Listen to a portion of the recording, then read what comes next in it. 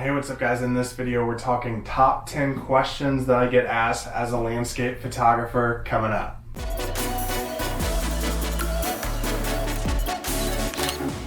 You know, I get tons of emails, comments on Instagram, Twitter, Facebook, YouTube about questions people have for landscape photographers, and I thought I would just make a video on the top 10 questions that I always get asked. You know, these are from face-to-face conversations with people who know nothing about photography, all the way to emails that I get that are all from photographers. So let's jump right into the list. Number one on the list is, which do you use, Canon or Nikon? And neither. Fuji, Sony. These are the two cameras that I'm using predominantly right now. Fuji X-T30, still using the Sony a6000. You know, Canon and Nikon are great companies, but I really feel like they're falling behind some in the race for, you know, producing cameras that people can buy and access really easily. And I think Fuji and Sony are doing a great job of that. If you want a full list of all the gear I'm using, it's in the video description below. Question number two, if you could get one lens for landscape photography, what would it be? And this is a really good question. Honestly, my answer might surprise you. I would get a 70-200 lens. A 70-200 is probably one of the most diverse lenses that I've used for landscape photography, just because you can use it for small subjects, intimate scenes, and then also grand landscapes, shooting something like mountains and keeping the size of the mountains in the frame.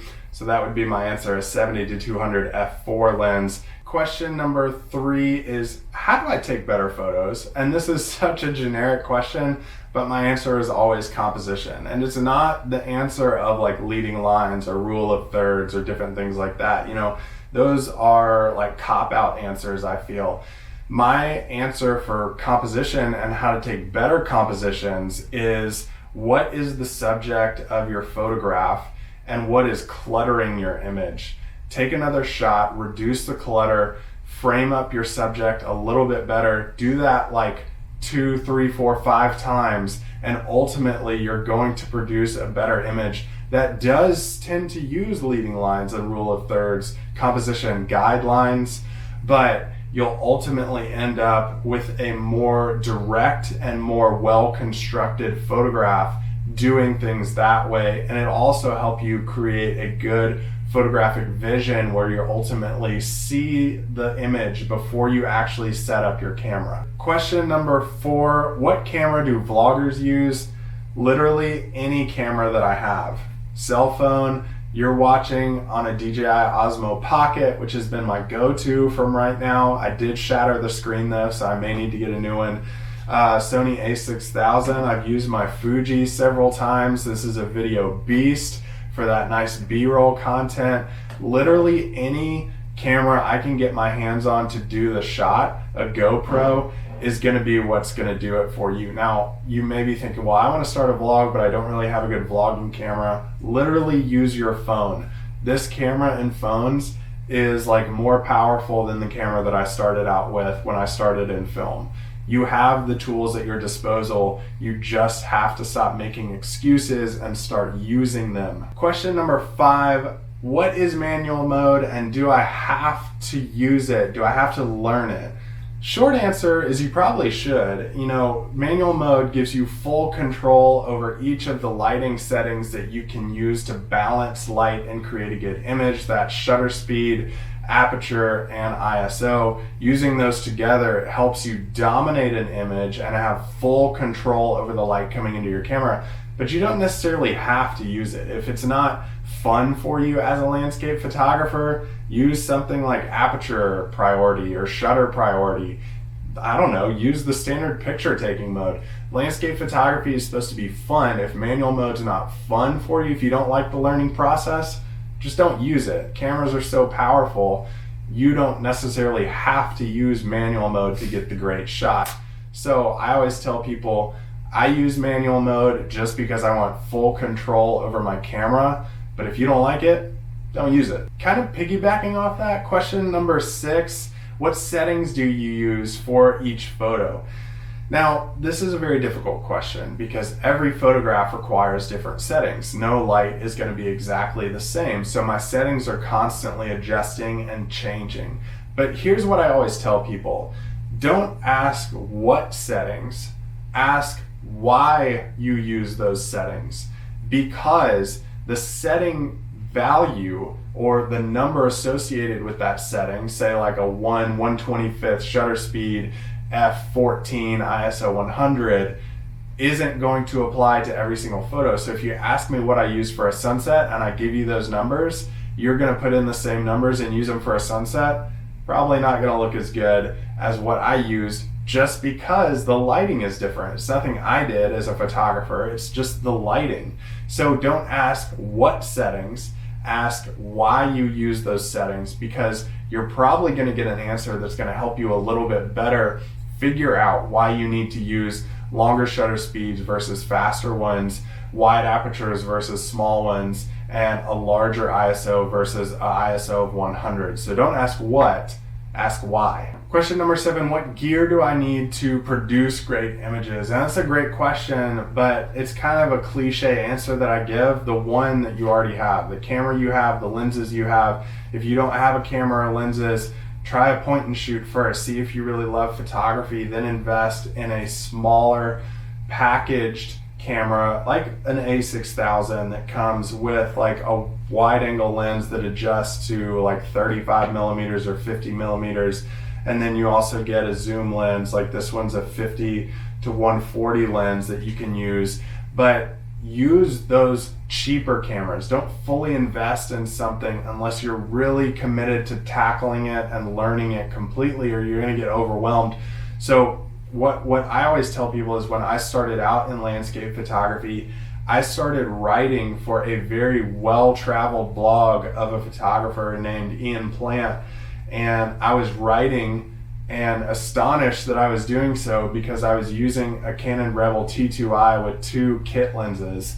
And I was just like, well, if this is working for me, I'm just going to keep going with this because I don't want to spend money on a new camera. I'd rather travel to places and keep writing for this guy. And ultimately, it led me to the best relationship that I have in landscape photography with Ian. He's one of my good friends in landscape photography. So you always have to consider, like, what do I have? How can I use it? How can I leverage that? And how can I create the best photos that I have with what I have? Question number 8 is, what's the difference between RAW and JPEG? You know, JPEG, you can shoot in JPEG if that's what you want to do. JPEG has a tendency of the camera to create some post-processing pushes to that image file that you don't really have control of. It puts those in, and it's also a smaller, more condensed file. So when you pull it into post-processing, it can be more difficult to pull more detail out of the shadows, out of the highlights, and create a great image. Whereas RAW files are uncompressed files that photographers use to put tons of edits into and get the image back looking to how it did in the field or how they envisioned it. Now, RAW files are way bigger than JPEG files, which is why it allows photographers to make those edits and make those changes. If you want to dabble in them, you can probably switch over your camera menu to using RAW plus JPEG, saving 2 files of the same image in the 2 formats. Number 9 is, when can I go pro in landscape photography? And the answer is literally right now. Like, if you have a plan in place to make money and earn a living in landscape photography and just be happy with it and not be miserable with the job that you may hate, just do it. Just go pro. I mean, you can always get another job that you may not like, but you can never go back and relive that, hey, I want to be a landscape photographer. But I just want you to know, it's the hardest job that I've ever had. It's the loneliest job that I've ever had. I'm at the top of the food chain because I'm the only employee in my business. That means every mistake I make is on me. If I don't make as much money as I budgeted for that month, that's on me. Everything comes back to me. So it's very lonely, it's very difficult. You're probably going to go out into the field and shoot photos by yourself for weeks at a time. That's a struggle. You just need to know what goes into being a professional landscape photographer and have a plan in place.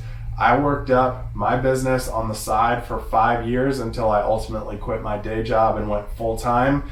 I think that's a great path too. If you have kind of like a nest egg or a cushion though, I say you go for it. You can always get another crappy job that you may not like. Question number 10 is a difficult one. It's how do you balance life and photography? But the challenge is being, completely alone, away from your family, away from your friends, away from your wife, away from your husband, whatever you have. And it becomes a very lonely business. And I think the work-life balance really comes into play when you're in the field and you're wasting time.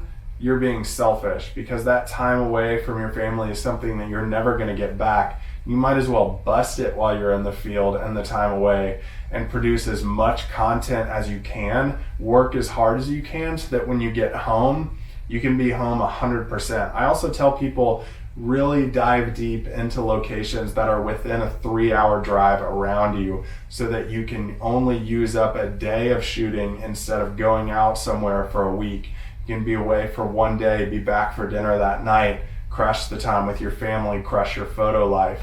That's a great way of not only developing a style that's in the area around you, but also makes it easier for you to balance that home life. So you can balance the two and still have struggles, but that's going to make it easier for you when you're trying to balance, work life with photography and home life with family and friends. So these are the 10 questions that I always get answered. I really hope that you learned something from this and this helps you. If this helps one person who has questions in landscape photography, I'm happy.